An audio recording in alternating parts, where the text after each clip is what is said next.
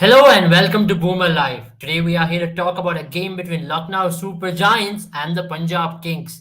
Punjab Kings fell short by 20 runs as they were chasing just a score of 154. Lucknow will be very pleased. This is their second game in a row they have successfully defended a total, and it was a complete Lucknow pace attack who came into the fore today. We are going to be decoding the game in every part as possible to bring you some great insight as well. I'm with Sandipani to talk about this game. Sandipani, today's game was a very different kind of a game. It was in Pune as well. Last time around when Rajasthan took on Bangalore, you saw that any score in excess of 140, the teams are struggling to chase it down. But today, would you actually blame a team like Punjab in actually falling short? Because this was not a tough chase at all. And pitch did not have some demons. It was not slow. Ball was coming onto the bat. It was just a steep bounce. And you expect the international players to come good. And some of the wickets were just you cannot accept these kind of wickets in a chase like this, isn't it?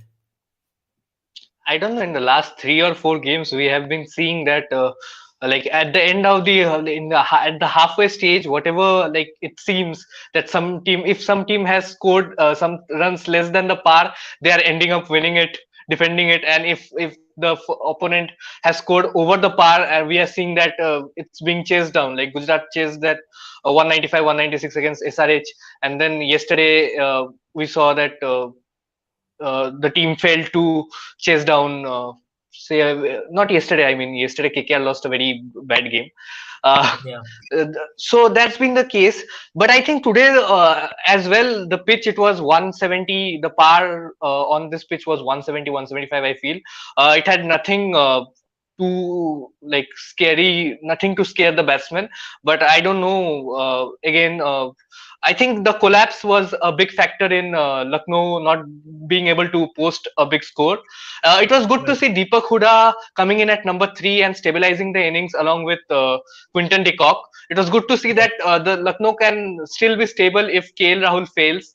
But then again, I personally feel that they play too many all rounders. They were one specialist batter short Right. tonight. I mean, they dropped Manish Pandey to bring in Avesh Khan, and Yeah. Holder just got to bowl one over against a team that he loves.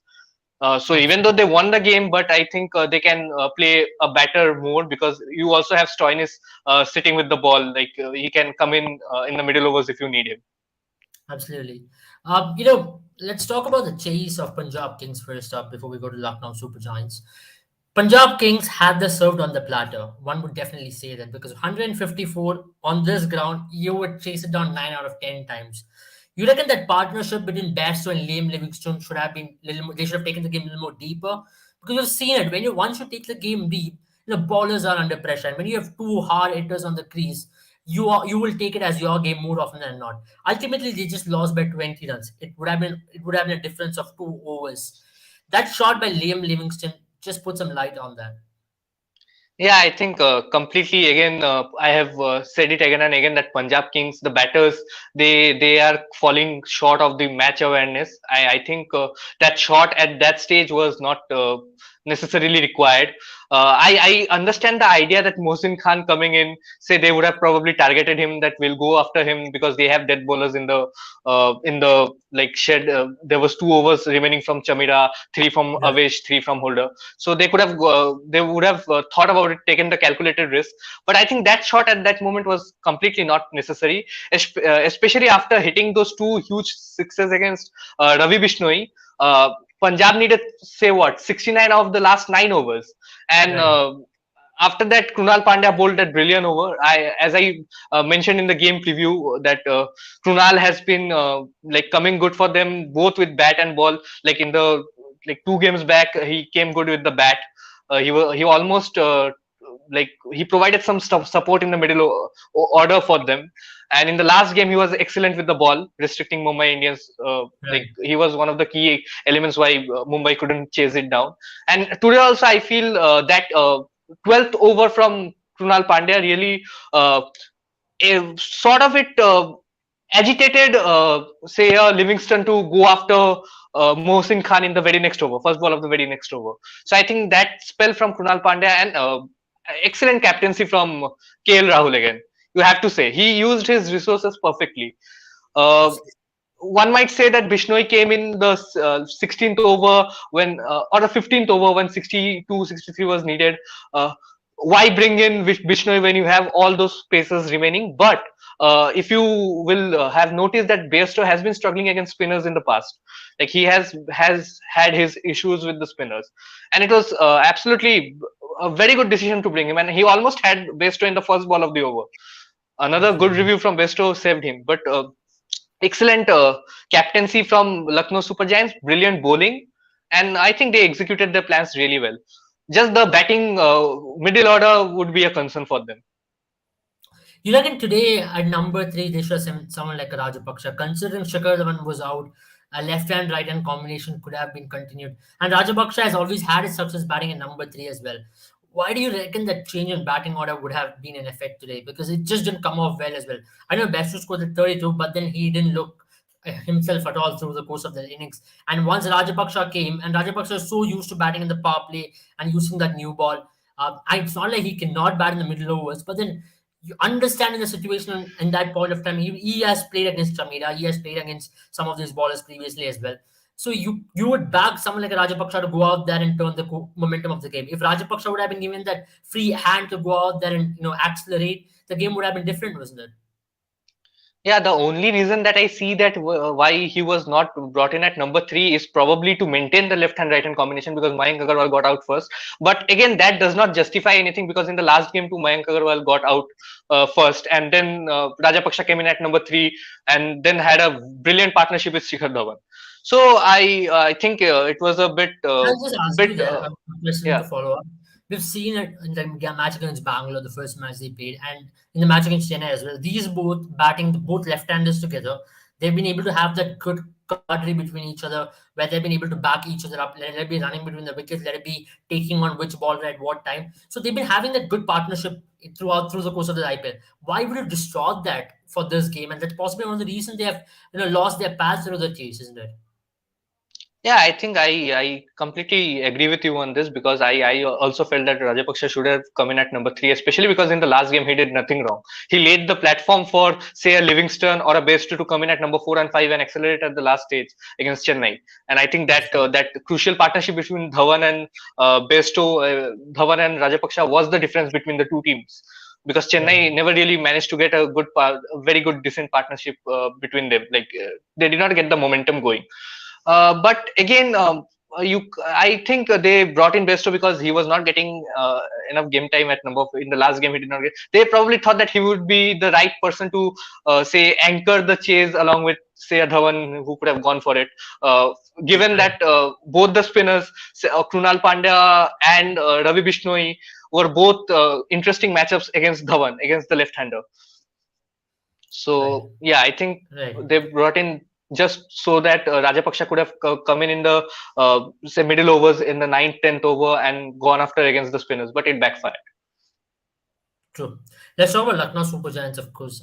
Their batting, they would be very pleased that, as you rightly mentioned in brief, that though KL Rahul did not come into the party, they would be very pleased with Deepak Huda's performance and also Quinton de Kock. Quinton de Kock has been having a couple of low scores here and there, and finally he played a decent knock on this wicket, especially to give them that platform to set up from there.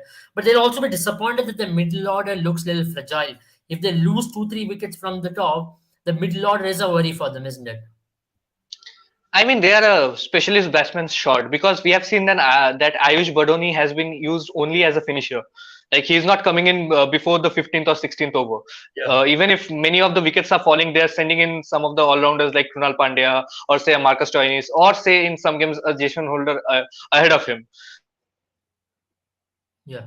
So I think they are complete specialist batters short because you can play Deepak Huda at number three. If you don't want Manish Pandey in your lineup, you can play Deepak Huda at number three. But you have to shuffle and say get a Manan Vohra. I understand that Manan Vohra is best suited to open the innings. But if you don't want to play a specialist batter like a Manish Pandey and you think that he will say uh, cause harm to the momentum of the game with his slow strike rate, Yeah. which has been an issue for him in the last 2 3 years. So you can use Manan Vohra because we have seen that Manan Vohra can get going right from ball one, even though his game is more suited towards towards the early phase of the game where pacers are operating and fielders are inside the circle. But Right. we have seen Manan Vohra play some good long knocks for Punjab Kings in the past. So Absolutely. yeah, if they want, Lucknow can try and put him in the middle order. Other than that, I think they have the one of the best bowling attacks in the competition, if not the Yeah, best. I'm coming to Again, that question. because I'm yeah, coming to that question. Maybe is that the reason now that they want to strengthen their bowling attack even further from here on? They believe, of course, bowling win you championships. I'll always stick to that word. Because now they have a pace trio. Even just looking at their pace duo, Mohsin Khan is a very, very good addition to their side. He's a left arm option. Today he bowled 4 overs, one made, and just gave away 24 runs and picked up 3 wickets. And you have Dushmanta Chamera who gave 17 runs. So, between them, they just gave 41 runs and picked up 5 wickets. And you also have an Avesh Khan who was coming off an injury. So that pace trio is shaping up very well. Then you have a Jason Holder and a Marcus Jones to back it up as well. Altogether, they'll be very pleased with their bowling, right? And they will be, challenging. They will be going out there every match and saying that we can defend any scores with the kind of bowling we have in our ranks. add to that the quality spin, like the quality spin duo of Krunal Pandya and Ravi Bishnoi. Yeah, I feel, but yeah, even though they have seven bowlers up their sleeves, but you won't be using all of them in a game. Like at most, with the quality that they have, I think six bowlers are enough. Like if one of the players is having a bad day, the other can fill in. Also, they have a eighth bowling option in the form of Deepak Huda. For example, if we might see it in the games to come, say if a left-hander is taking on Krunal Pandya and Ravi Bishnoi, they will bring in Deepak Huda as they have in the past for say 1 or 2 overs against the lefty.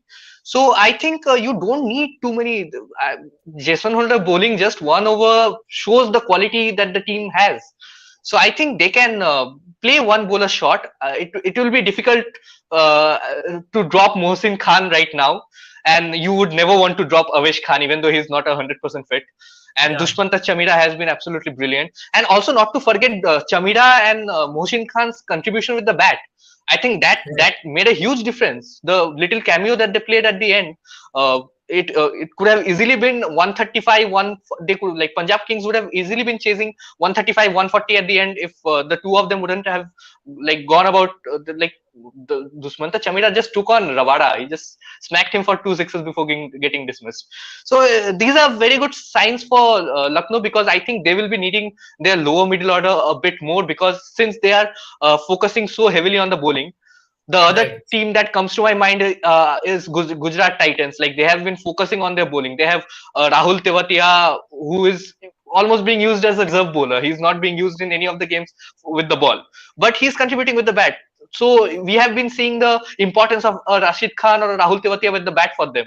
So similarly, I think for Lucknow Super Giants, their all-rounders and the lower middle order will play a huge role in the games to come, because you can't expect KL Rahul and Quinton de Kock to score centuries and half centuries in every game.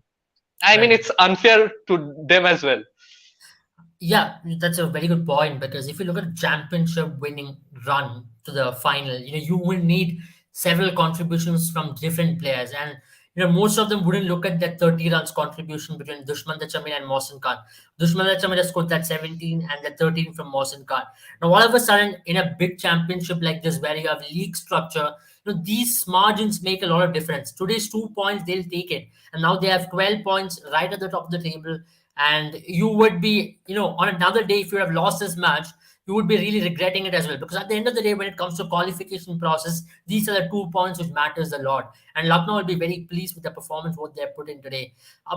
Let's have a word about Ravi Bishnoi, because that'll be a slight bit of concern for them, because he's been blowing hot and cool through the course of this IPL. He has come well, he's bowled a couple of really good overs, but then he has gone for many runs as well. Today you saw Liam Livingston go after him for a couple of sixes, but still, Ravi Bishnoi hasn't looked like himself through the second part of the IPL, because he started very good in the IPL. You reckon it's more to do with the due, or is it more to do with that he's become very much more predictable, that every batsman are lining up just for his googly? Yeah, I mean, I think Dew was not a big factor in today's game, or say in the last few games. I had also mentioned this in the preview that Ravi Bishnoi, if you want to pick him, you have to if Lucknow are bowling first, definitely pick Ravi Bishnoi. But if they're batting first and Lucknow will be bowling second, Ravi Bishnoi might not be that effective, because we have seen in the past that batsmen, when they are going after other spinners, say for example a Rashid Khan or say a Rahul Chahar, you you never know when the orthodox, they are more the leg spin, like they use their orthodox deliveries a lot more than the googly. They use Right. their googlies. So the predictability is a big factor. I think predictability has become a big factor, because also I think he was bowling a bit on the fuller side today. I think Liam Livingston could step out and hit those massive sixes because he was bowling on the fuller side. I have a follow-up question Yesterday, on this as yeah, well, Sandipani. For a yeah. team like Lucknow Super Giants, how should they use Ravi Bishnoi? Because Ravi Bishnoi, you've seen him with Team India as well for a couple of games here and there. He has been more of a defensive option who doesn't like to go for a lot of runs, but he'll pick up one odd wicket here and there. And at the end of the day, he'll look very economical. But as a bowler, he doesn't look very threatening as a potent wicket-taking option, isn't it? Because he bowls very short and he targets those longer boundaries so that batsmen can stretch him out there. He's got one good ball, which is a googly, which he balls to the left hand, is very good. And to even to a right hander nowadays, that he's not getting that, he's not able to extract the turn in his normal leg spin as well. So is that going to be a major issue for him going ahead? Because as a leg spinner in a T20 league like this, you need to have various varieties to sustain yourself, or else you will be found out in no time. And that's what's been happening with Ravi Bishnoi, isn't it? I think he's very young, and I think he'll get the proper mentorship from the teams. I think even the team analyst or the performance analyst is obviously jotting down these points that he has been bowling a bit on the fuller side. And of course, if you compare his lengths in the past, he has always been a bit on the shorter side, like you rightly mentioned. And I think that has given him more success than the time that he has been trying to bowl full, because he has a bit of extra pace and the ball just skids on, so it gets difficult to get that, extract that huge turn that we see from say a Kuldeep Yadav. So Right. I think that's been the major difference in approach. I think he'll eventually learn. I think he has good pace and a very bright future ahead. Right. It's just that he has to adapt to match situations and adapt to the pitch, and like understand the game a bit more, which will come with experience. Absolutely. Another bowler which has impressed many, we'll just talk about him in brief before we end the show. It has been Mohsin Khan, because the last game against the Mumbai Indians, he just looked good. And because he's got that height, he's got that hit the deck ability, he's just rushing the batsmen, isn't it? Because when you bat, you don't feel like he's bowling at 145, 150, but then that hit the deck nature which he's got has been able to rush the batsman because he's very skiddy. And a surface like Pune always helps bowlers who hit the deck very hard. So, what do you make of him going ahead in the tournament? And do you expect him to be a mainstay? Of course, after a three-wicket haul, you expect him to continue this position in the squad, of course. And how do you reckon he's shaping up? I think he's shaping up perfectly. We have seen in this IPL that a lot of left-hand pacers from India have emerged. Like Yeah, they have performed really well, and it's very good signs for India. And selectors will have a like hard time once this is over. If all of these players turn up and they groom up properly, I think India is going to have a tough time selecting their bowling attack for the World Cup. It's still a yeah, long way to go, but we have a lot of pacers who are making a claim, like say a Umran Malik or a Natarajan for that spot, for that bowling spot, where say a Bhuvneshwar Kumar, Deepak Chahar would have been like yeah, resting slightly easy on. But now I think the competition is way tougher. It's becoming very competitive. It's very good signs for Team India that young bowlers are coming, and not just their variations in pace. I think they have good pace. I think Mohsin Khan bowled the fastest delivery in today's match. All these yeah, bowlers are coming in bowling at 146, 147. Harshit Rana came in yesterday, bowled at over 140. So these new talents who are making their debuts, they're like they're making their playing their first game, making their debuts. They are just coming in and hitting the pitch hard, bowling good lengths, getting the results. I think it's very good yeah, signs for them, and I think now it will be very tricky for Lucknow Super Giants to get their batting combination like yeah, sorted, because now it will be like, whom do you take out? You can't drop Chamira, you can't say drop Avesh Khan if he's fit, you can't drop Bishnoi, you can't, after this game you can't drop Mohsin Khan. So and Krunal Pandya and Holder, they are the all rounders, so you can't drop them as well. So it will be interesting to see how, like the combination that they take for the next game, absolutely. pick for the And next game. Yeah, it's a good headache to have, as they say, when you have yeah, so many definitely. youngsters and you have to give credit to all the state associations and also IPL teams who are scouting these talents, because it's not every time we find these talents coming up. Uh, We are having a question now. Mm, Yeah, this is like a feudal league. Four are rolling, six are just barely managing to live. Can any of the six trailers still think of a playoff spot?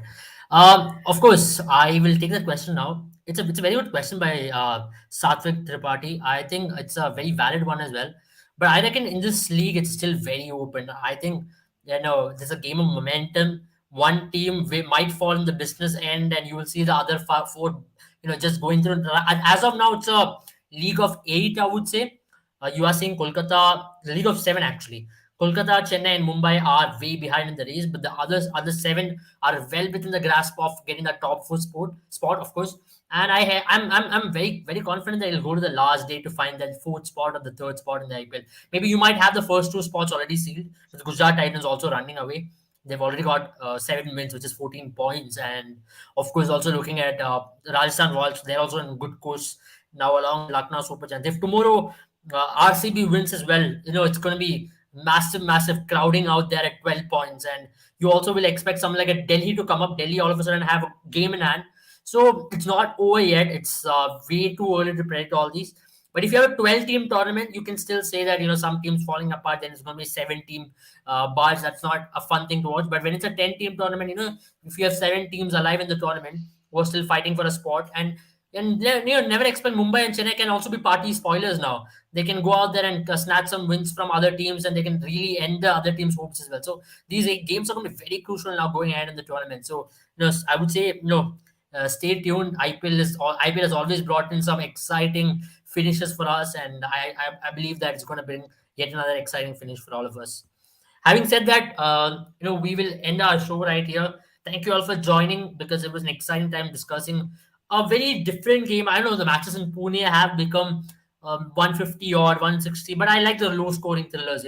I'm more of a bowling friendly person, so I like the ball as always in the games. And T20 cricket has been way too batsman dominant. I'm sick of seeing all the 200 plus chases. So I like these 150 odd. But then the quality of cricket was very poor, so that's one thing I'm a little disappointed about. But Lucknow will be very pleased for sure. So guys, get on to the Boom 11 app right now. Install it. Play the fantasy contest because tomorrow's a double header. You have a chance to win some exciting prizes, and you'll be getting some gift cards. iPhone 13 prices worth up to $5,000. So you don't want to miss out on any of these opportunities because it's totally free to play as well. And subscribe to our YouTube channel right now because we'll be coming post match every day to analyze the match, decode the match using the stats, using all the matchups. So we are going to be very practical and pragmatic in our analysis as well. And also join our Twitter spaces. What we do with Jones and Sandipani also will be there. So don't miss out on any of the content what we provide. And we also do fantasy predictions for the ones who want our help for making a proper fantasy team. So good night. Have a good time. And if you're a Punjab fan, another season, you don't want it to go to the drains. Hope they come back very soon with some cheering momentum. Good night. Definitely. Good night.